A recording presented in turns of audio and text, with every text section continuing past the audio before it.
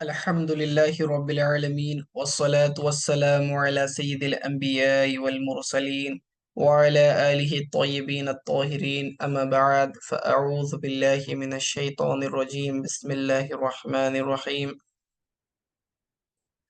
پچھلے تفسیر جلالین کے درس میں ہم نے تیسرے رکوع کو مکمل کر لیا تھا. آج سے ہم چوتھے رکوع کی ابتدا کرنے جا رہے ہیں آیت نمبر 30 سے.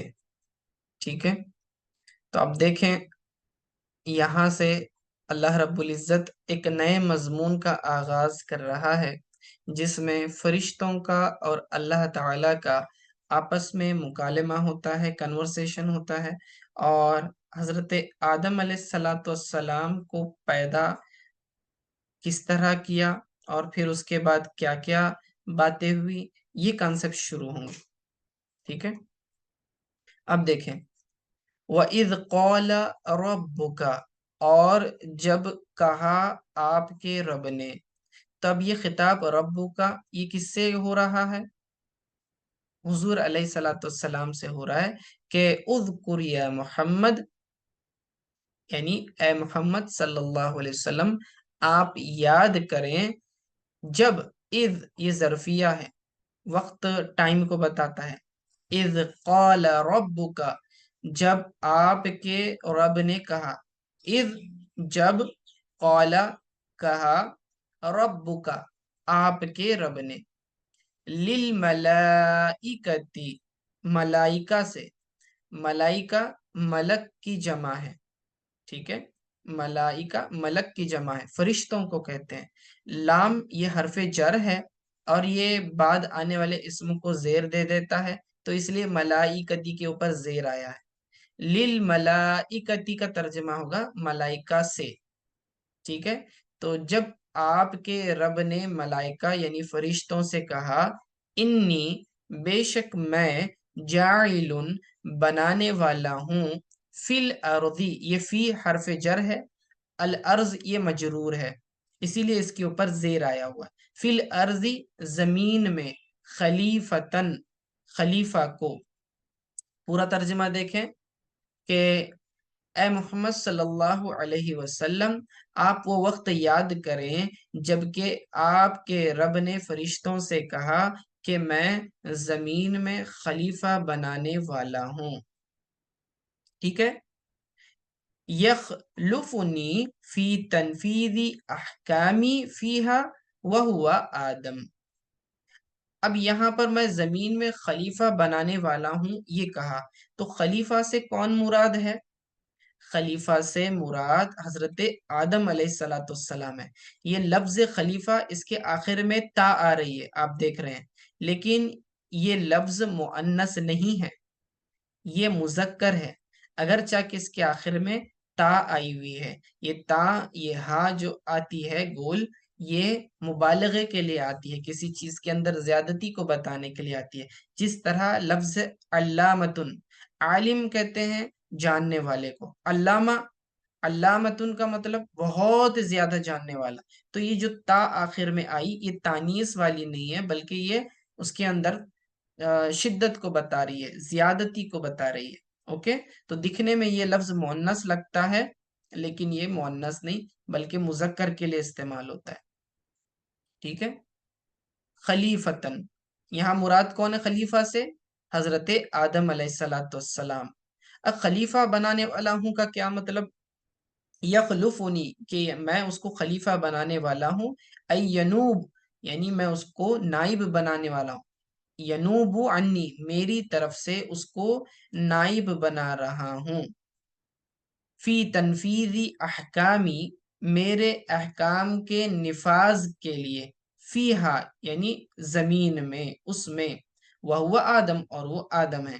فی حرف جر ہے، دیکھیں تنفیذ اس کے بعد فی تنفیذ احکامی احکام کو نافذ کرنے میں.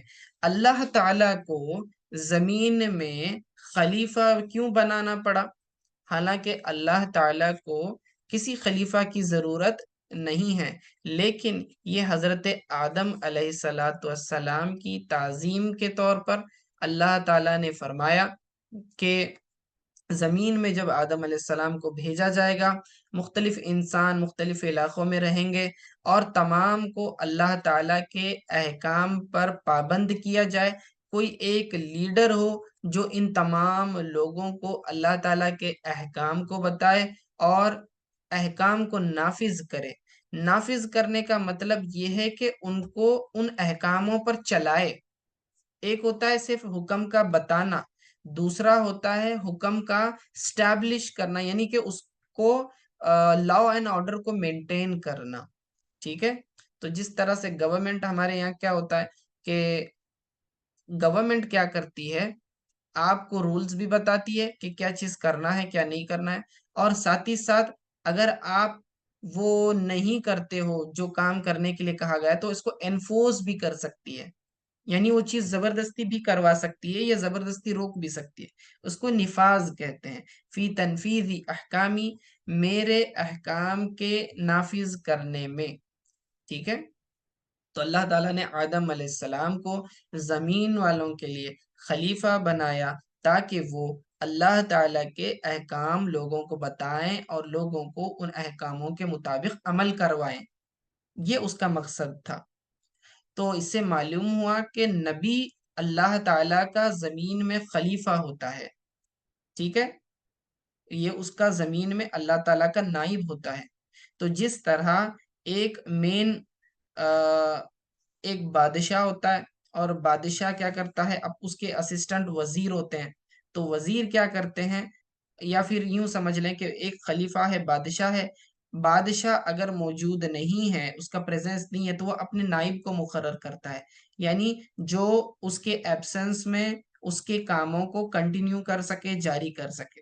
ٹھیک ہے، اللہ تعالیٰ تو ہمیشہ سے موجود ہے، لیکن چونکہ نظروں سے پوشیدہ ہے، لوگوں کو نظر نہیں آتا، اور مخلوق براہ راست اللہ سے کلام نہیں کرتی، اس طرح سے انسان کلام نہیں کرتے، تو اللہ تعالیٰ نے ایک واسطے کو ہمارے درمیان بھیجا جو کہ نبی ہوتا ہے، اور نبی کیا کرتا ہے، اپنی قوم اور اللہ تعالیٰ کے بیچ میں واسطہ ہوتا ہے، اللہ سے احکام کو لیتا ہے اور اپنی قوم کو سنایا کرتا ہے۔ تو یہ اللہ تعالیٰ کے نظام کو زمین میں نافذ کرتے ہیں۔ تو ہر نبی اللہ تعالیٰ کا خلیفہ ہوتا ہے، صرف آدم علیہ السلام نہیں بلکہ ہر نبی اللہ تعالیٰ کا زمین میں خلیفہ ہوا کرتا ہے، نائب ہوتا ہے۔ قالو، تو انہوں نے کہا، یعنی فرشتوں نے کہا، اتجعلو، کیا تو بنائے گا، اب یہ حمزہ استفہامیہ ہے، سوال کے لیے، کیا، واٹ کا میننگ کریں گے اس کا، اتجعلو، کیا تو بنائے گا، فیہا، اس میں یعنی زمین میں، من یفسد فیہا، جو اس میں فساد کریں گے، جو اس میں فساد کرے گا، بالمعاصی، یعنی گناہ کے ذریعے، وَيَسْفِكُ الدِّمَاءَ، اور بہائے گا خون کو، ٹھیک ہے، یعنی خون ریزی کرے گا۔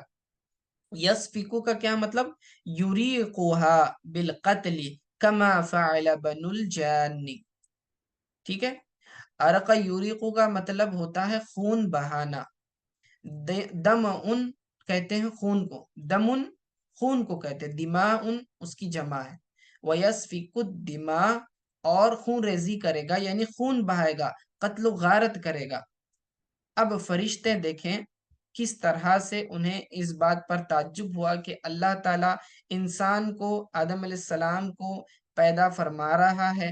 اب ان کا اشارہ جو ہے فرشتوں کا آدم علیہ السلام کی طرف نہیں تھا بلکہ اس کی ذریت کی طرف تھا، کہ آدم علیہ السلام کی نسل سے جو انسان پھیلیں گے وہ آگے جا کر کیا کریں گے، زمین میں فتنہ فساد پھیلائیں گے، خون ریزی کریں گے، تو ایسے شخص خلیفہ بننے کا کیسے حقدار ہو سکتا ہے، یہ سوال ان کے ذہن میں آیا۔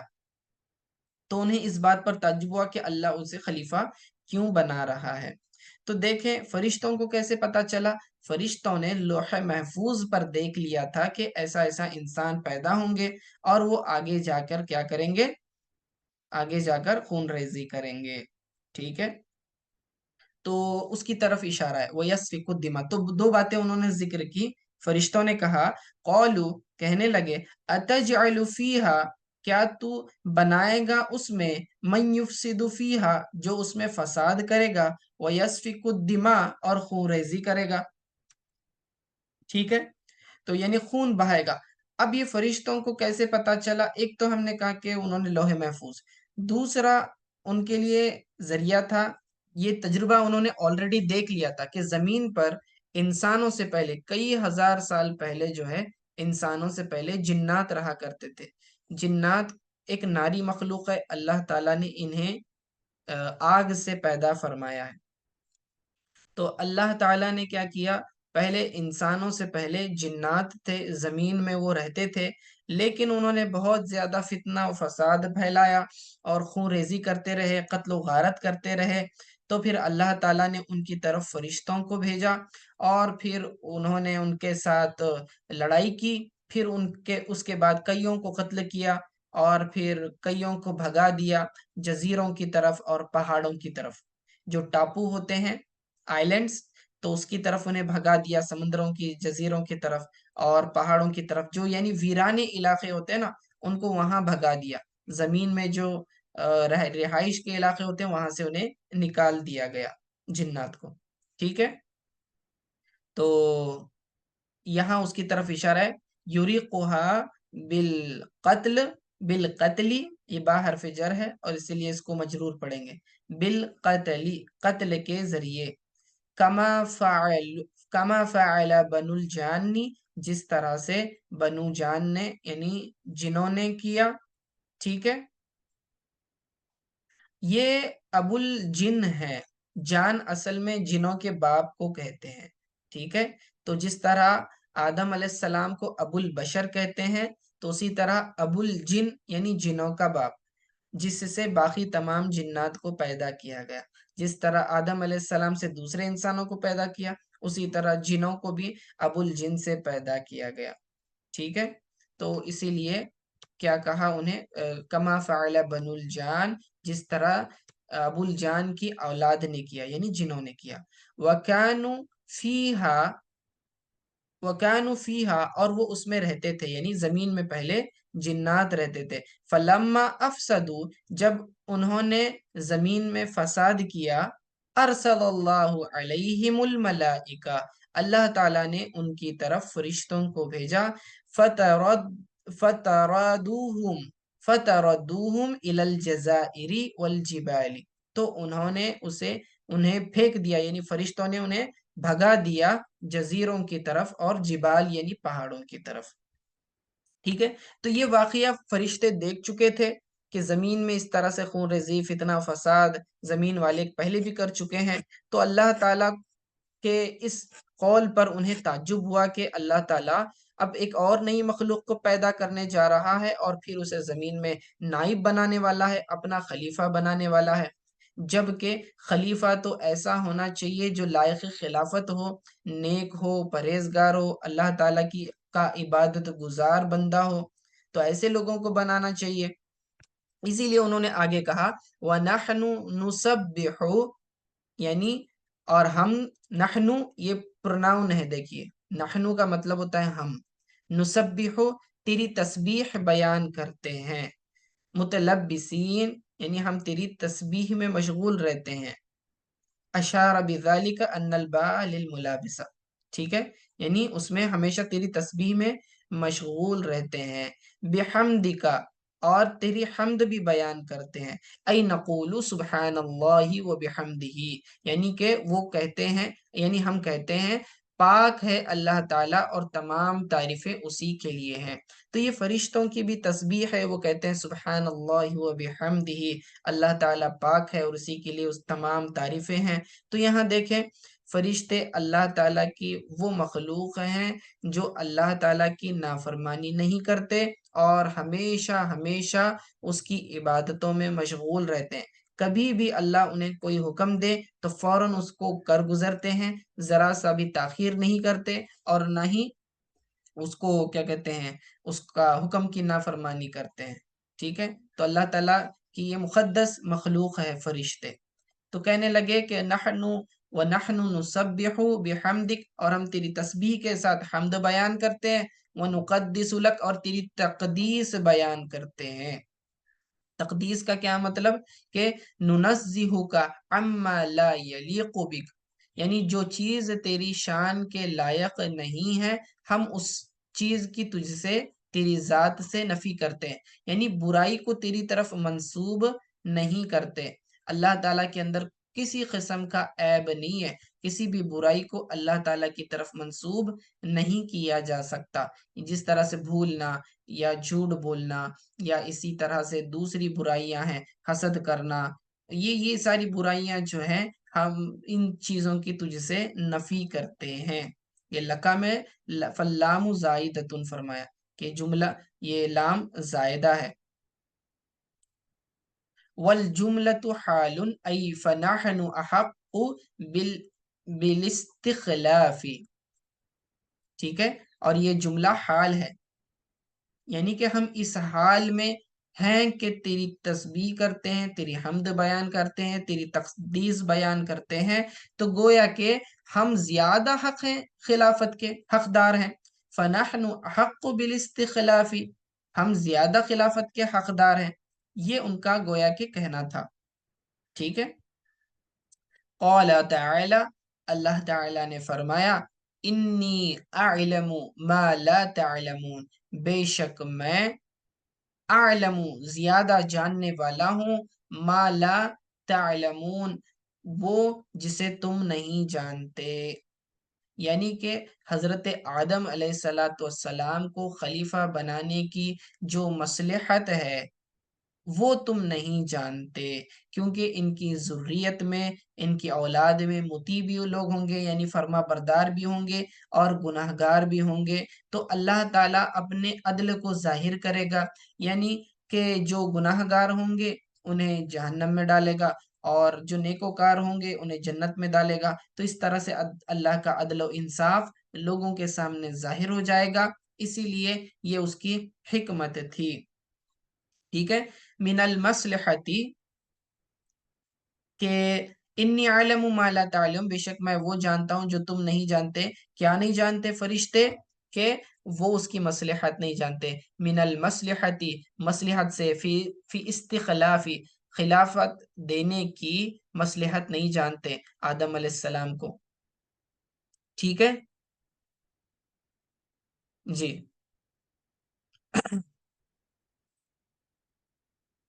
وَإِنَّا ذُرِّيَّتَهُ، یہاں سے دیکھیں، وَإِنَّا ذُرِّيَّتَهُ فِيهِمُ الْمُطِيعُ وَالْعَاصِيُ فَيَظْهَرُ الْعَدْلُ بَيْنَهُمْ، کیونکہ ان کی ذریت میں پھر فرما بردار بھی ہوں گے اور گناہگار ہوں گے، تو اللہ تعالیٰ کا عدل ان کے درمیان ظاہر ہوگا،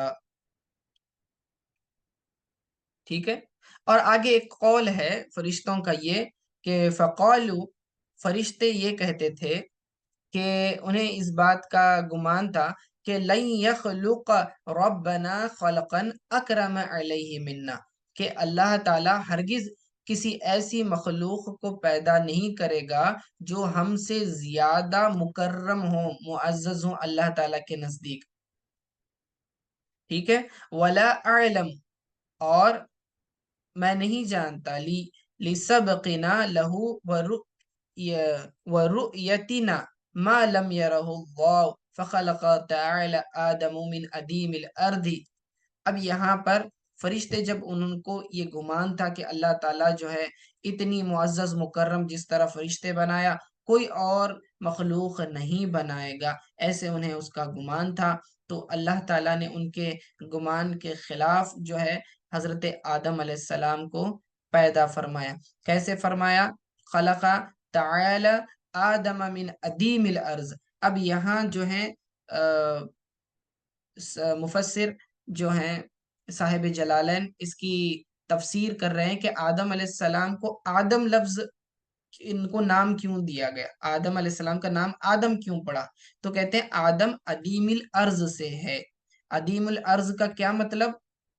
زمین کی اوپری سطح، ای وجہیہا، زمین کی جو اوپری سطح ہوتی ہے اس کو ادیم الارض کہتے ہیں، ادیم الارض، ٹھیک ہے، بِأَنْ قَبَضَ مِنْهَا قُبْضَةً مِنْ جَمِيعِ عَلْوَانِهَا، تو اللہ تعالیٰ نے یہ جو عدیم الارض ہے، زمین کی اوپری سطح سے مختلف رنگوں کی جو ہے مٹی کو اٹھائی، وَعُجِنَتْ، اور اسے گوندھا، بالمیاہ المختلفتی، مختلف پانیوں سے اللہ تعالیٰ نے اس مٹی کو گوندھا، وَسَوَّاهُ، پھر اسے ٹھیک ٹھاک درست کیا، ٹھیک ٹھاک اللہ تعالیٰ نے اس کا پتلا بنایا، وَنَفَخَ فِيهِ الرُّوحَ، اور اس کے اندر اپنی روح پھونکی، فَصَارَ حَيْوَانًا حَسَّاسًا، تو پھر وہ حیوان حساس بن گیا، بعد ان کانا جمادن، بعد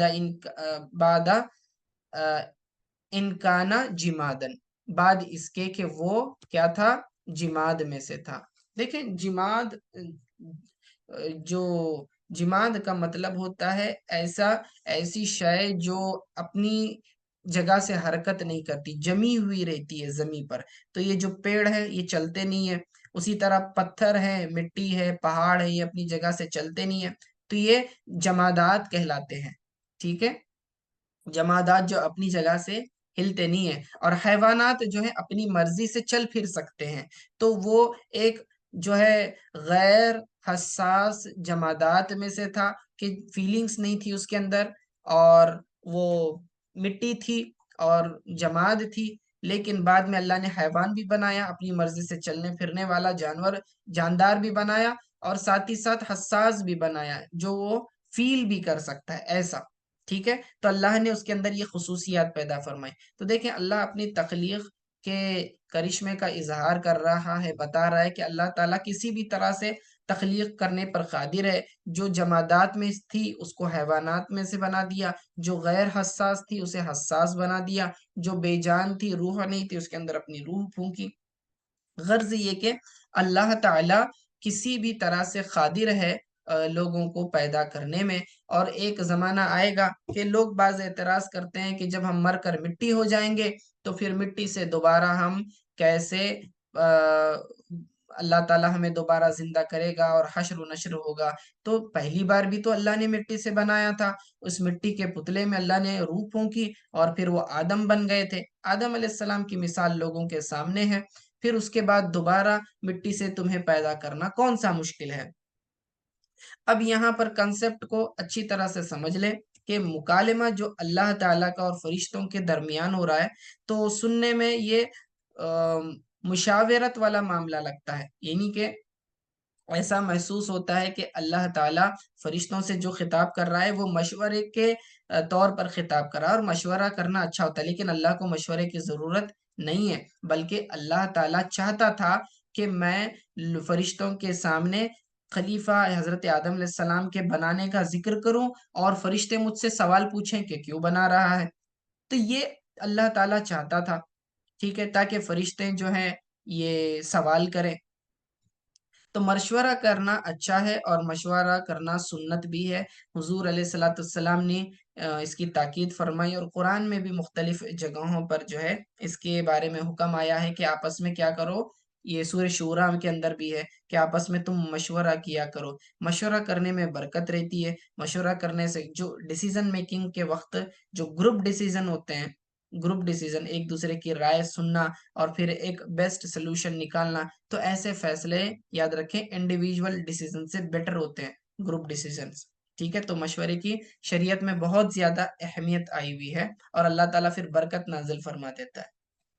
تو خیر، یہاں پر لفظ ملائکہ آیا ہے، فرشتوں کا ذکر آیا ہے، تو فرشتوں کے تعلق سے ہمارا عقیدہ سن لیں کہ ہم یہ کہتے ہیں کہ فرشتے اللہ تعالیٰ کی نوری مخلوق ہیں، نور سے اللہ تعالیٰ نے پیدا فرمایا ہوا ہے، اور ان کی تعداد بے شمار ہے کہ ہم اس کو کاؤنٹ کر ہی نہیں سکتے، بہت زیادہ فرشتے ہیں، حتیٰ کہ مشکات شریف کے حدیث میں آپ کو پتا چلے گا کہ اللہ تعالیٰ کی جو ٹوٹل مخلوقات ہیں جن کو بھی اللہ نے پیدا فرمایا، اگر اس کے 10 حصے کر لیں، 10 کیٹیگریز میں ڈیوائیڈ کر لیں، 10 پارٹس میں ڈیوائیڈ کر لیں، تو اس میں سے 9 حصے صرف فرشتے ہیں، اور ایک حصے کے اندر باقی تمام مخلوقات آ جائیں گی، انسان، جن، جانور، پرندے، کیڑے مکوڑے، اور باقی دنیا کی زمین و آسمان کی ساری چیزیں جو ہیں اس ایک حصے میں آ جائیں گی۔ تو 9 پارٹس، 90% جو ہے صرف فرشتے ہیں،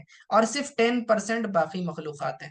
تو اندازہ لگائیں کہ فرشتے کتنے ہیں، پھر ان کے نام اللہ تعالیٰ نے ہر ایک کے مختلف مختلف رکھے ہوئے ہیں۔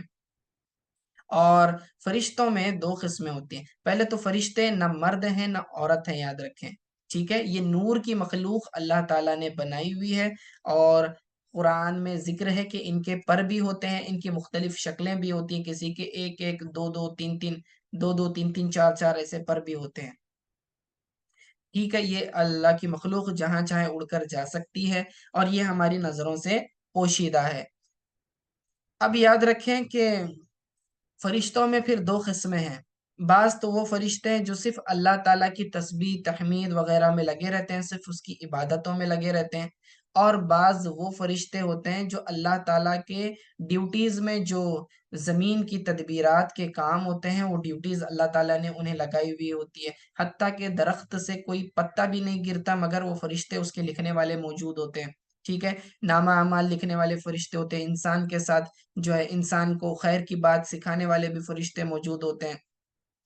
ایک فرشتہ انسان کی پیشانی کے پاس ہوتا ہے کہ جب وہ تکبر کرتا ہے تو اس کے سر کو نیچے کرتا ہے، جب وہ عاجزی کرتا ہے تو اس کے سر کو اٹھاتا ہے۔ تو اس طرح سے کئی فرشتے ہوتے ہیں ہر انسان کے ساتھ۔ بعض روایت میں آتا ہے کہ ہر انسان کے ساتھ 10 فرشتے ہوتے ہیں، ٹھیک ہے؟ 2 فرشتے تو اس کے نام اعمال لکھنے والے، ایک فرشتہ وہ ہوتا ہے جو بندہ سوتا ہے تو نیند میں سانپ اس کے منہ میں داخل نہ ہو تو وہ اس کی حفاظت کرتا رہتا ہے۔ ایسے مختلف ڈیوٹیز ہیں اللہ تعالیٰ نے لگا رکھی ہیں فرشتوں کی، تو یہ اللہ تعالیٰ کے فرما بردار بندے ہی ہیں، لیکن یہ مکلف نہیں ہیں، یعنی ان کے اوپر جو عبادات ہیں وہ لازم اس طرح نہیں ہے کہ ان کو ثواب ملے گا، نہیں کریں گے تو جہنم میں ڈالیں گے، ان سے حساب و کتاب نہیں ہے، ٹھیک ہے؟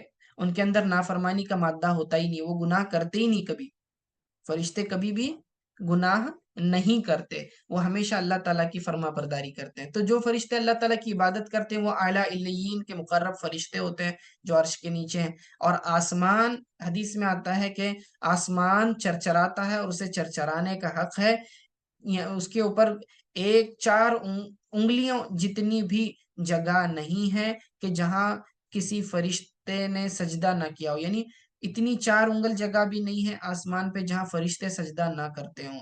آسمانوں پر فرشتوں کا بھی اپنا کعبہ ہے، اسے بیت المعمور کہتے ہیں، روزانہ 70,000 فرشتے اس کا طواف کرتے ہیں، اور جو ایک مرتبہ اس میں داخل ہوتا ہے تو پھر قیامت تک کا اس کا نمبر نہیں آتا، اتنے زیادہ فرشتے ہیں۔ بالکل ہمارا جو دنیا کا کعبہ ہے بالکل عین اس کے اوپر جو ہے آسمانوں پر بیت المعمور ہے، فرشتوں کا کعبہ ہے۔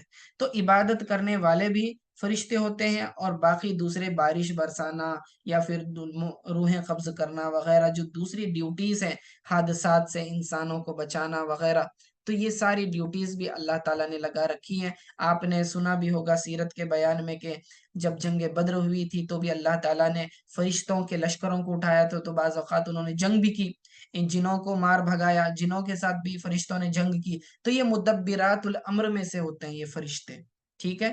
تو بیک وقت اللہ تعالیٰ ان کو بہت زیادہ قوت نوازا ہوا ہوتا ہے۔